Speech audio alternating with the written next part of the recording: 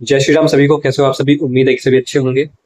मित्रों, मैं जो है चैनल पर एक पूरी सीरीज शुरू करने की सोच रहा हूँ, भगवद गीता की।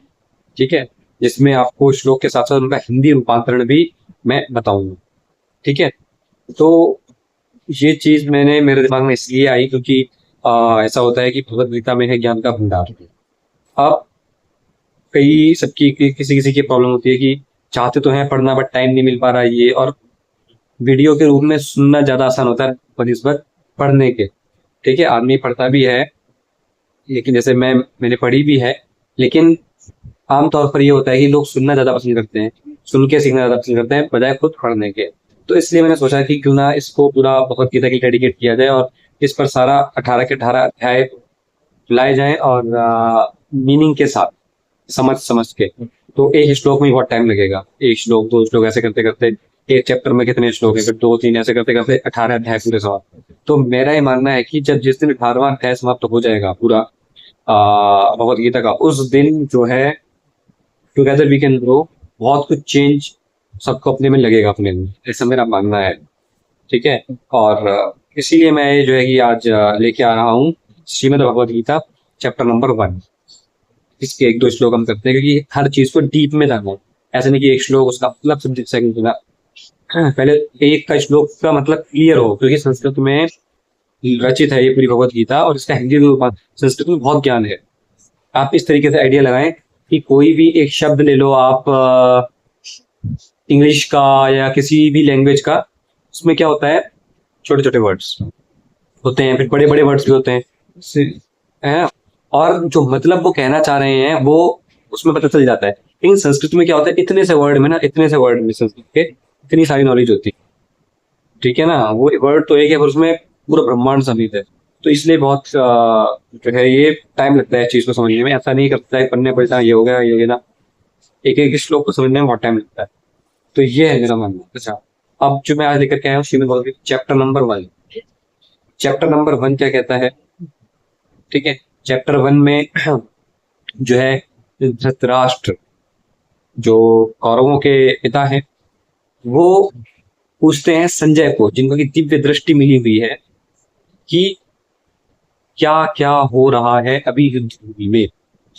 ठीक है, तो जैसे इसका श्लोक में दिया गया है, धर्म क्षेत्रे कुरुक्षेत्रे समवेता युत्सवा मामका पांडवाश्चैव किम कुरुवत संजय। ठीक है, तो ये बोला गया है। अब इसका अर्थ जो मैंने आपको बताया है, आइए देखते हैं इसमें क्या लिखा है। ओ संजय, कि धृतराष्ट्र बोलते हैं संजय को, हे संजय, धर्म भूमि कुरुक्षेत्र में एकत्रित युद्ध की इच्छा वाले मेरे पांडु के पुत्रों ने क्या किया। अच्छा, अब इस श्लोक का मतलब इतना है, लेकिन इसमें थोड़ा डीप जाए हम तो बहुत अलग मतलब भी निकल के आएगा। अब वो पूछ रहे हैं कि पांडु के पुत्रों ने क्या किया, मतलब वो ये नहीं पूछ रहे हैं कि हमारे पुत्रों ने क्या किया, वो पांडुओं के लिए पूछ रहे हैं, क्योंकि अंदर ही अंदर वो भी थोड़े से भ्रमित हैं। वो भी जानते हैं कि पांडव सही है अपनी जगह, गलती हमने की है। तो ये गलती कौरवों ने यानी मेरे पुत्रों ने करी है और मैंने उनको रोका नहीं है, तो गलती हमारी है। तो डर इस बात का तो उनके अंदर था ही, इसीलिए पूछ रहे हैं वो कि उन्होंने क्या किया। हम तो जो करेंगे सो करेंगे, और उन्होंने क्या किया हमारा, that is why he is asking this to Sanjay. ठीक है, तो ये इसका कहने का मतलब था।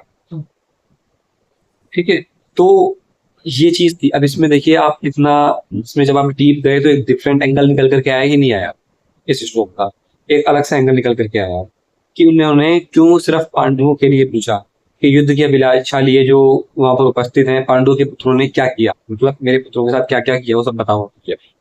उन्होंने ये नहीं पूछा कि मेरे पुत्रों यानी कौरवों कौरवों ने पांडवों के साथ क्या किया। तो यहाँ से आप उनका भय निकाल सकते हैं कि जितना भयग्रस्त हो है उनका मन इस समय। ठीक है ना, तो अलंकार की अगर आप बात करें तो विभत्स अलंकार यहाँ पर लग सकता है। ठीक है, घृणा और एक डर भय इसका माहौल जो है। तो ये था इसका श्लोक नंबर 1 का पूरा मीनिंग। ठीक है, उम्मीद है कि आपको समझ में आया होगा इसका मतलब जो मैंने आपको बताया। ठीक है, इसकी हिंदी इंटरप्रिटेशन थी, ठीक है ना। तो इसमें ये बोला गया है कि now seeing that the army of Pandavas, English में भी दे रखा है आर्मी ऑफ पांडवास, मतलब इनकी सेना पांडवों की, ठीक है। तो ये था।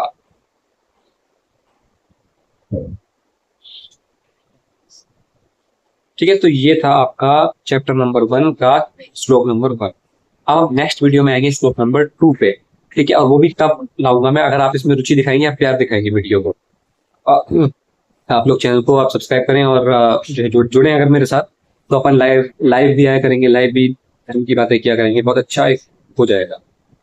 तो बताना आप जैसा आपका रेस्पॉन्स होता है उस हिसाब से फिर लाऊंगा वीडियो, ठीक है। नहीं होता है तो फिर क्योंकि जब कोई देख ही नहीं रहा है तो फिर क्यों लाऊंगा वीडियो, बताना आप। तब तक मिलता हूँ आपसे next video, till then take care और बाय बाय।